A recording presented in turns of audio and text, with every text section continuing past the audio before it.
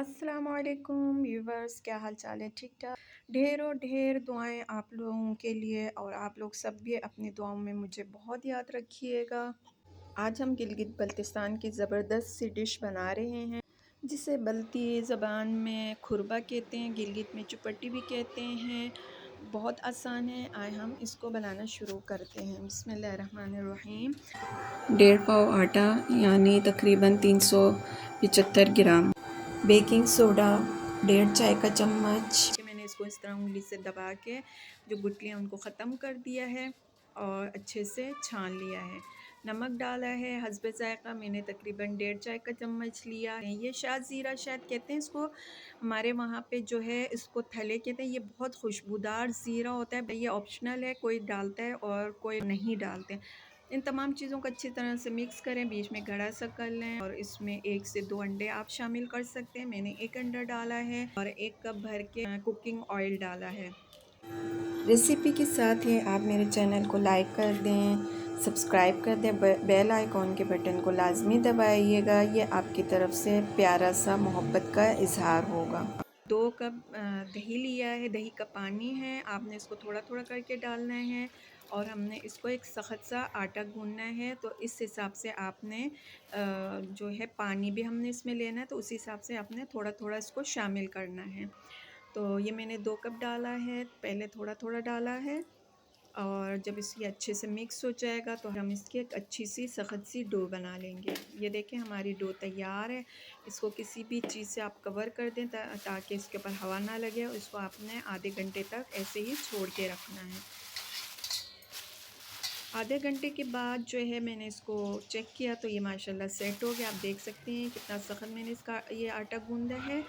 इसको आपने जो है काउंटर पे डाल देना है, या जहाँ पे भी आप रोटी बनाते हैं उस पर डाल के इसको एक बड़ा सा बेल कर अच्छा से पेड़ा बना लें। पूरा एक साथ मैंने पेड़ा बनाया। ये देखें पूरे आटे का अच्छा सा बड़ा सा मैंने पेड़ा बनाया है। बनाने के बाद इसको एक बड़ी सी रोटी की शक्ल में मैंने दे दी है। ये देखें हमारी इसकी बड़ी सी मोटी सी रोटी तैयार है। और इसको आपने बीच में से हल्का सा कट लगाना है, गहरा कट नहीं लगाना क्योंकि ये रोटी मोटी होती है।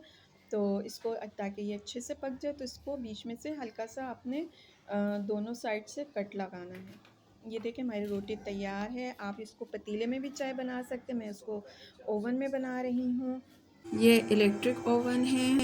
इसकी दोनों साइड की जो रॉड होती है उस दोनों को आपने ऑन करना है और फुल हीट पे रखना है। इसके साथ जो होती है इसकी एक चाय होती है जो बिल्कुल कश्मीरी चाय की तरह बनती है। इसमें फ़र्क सिर्फ ये है कि हम इसमें नमक शामिल करते हैं। इसके इंग्रेडिएंट्स मैंने लिख दिए हैं, आप चेक कर लें उसमें से। जिस पतीले में मैंने इसको बॉयल किया है, इसके बाद मैंने दूसरा पतीला लिया है और एक दूसरे पतीले में प्रेशर के साथ मैंने फेंटा है। जैसे कि आप वीडियो में देख रहे हैं, ये देखिए एक पतीला मैंने यूँ रखा जिसमें मैंने बॉईल किया था पहले।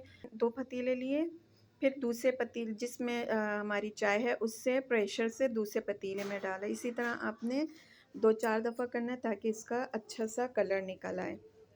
इसको दोबारा चूल्हे पे चढ़ाएं और हस्ब ज़रूरत ठंडा पानी भी इसमें शामिल कर दें। जब ये बॉयल हो जाए तो राई के से आपने इसको अच्छी तरह फेंटना है।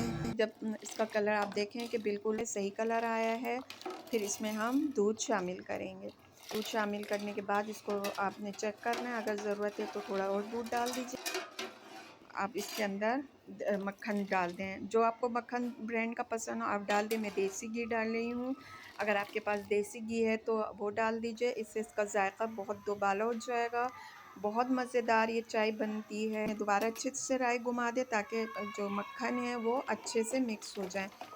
जब तक चाय हमारी दम पे आती है हम अपने खुरबे को देख लेते हैं कि वो किस पोजीशन में है। तो ये देखिए हमारा खुरबा अच्छे से तैयार हो चुका है। ये देखें बिल्कुल टूथपिक जो है वो खुश्क है, उसमें आटा नहीं लगा, हमारी रोटी तैयार है।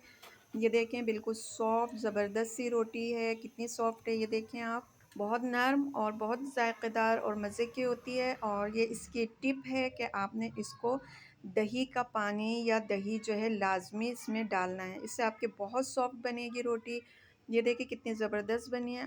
रमज़ानों में आप लस्सी बना के उसके अंदर भी इसको तोड़ के डालें और ये जब फूल के नरम हो जाएगी तो आप सहर और इफ्तार में खा सकते हैं, जिससे आपको ना गर्मी लगेगी ना प्यास लगेगी। रेसिपी अच्छी लगे तो दुआ में याद रखिए। अल्लाह हाफ़िज़।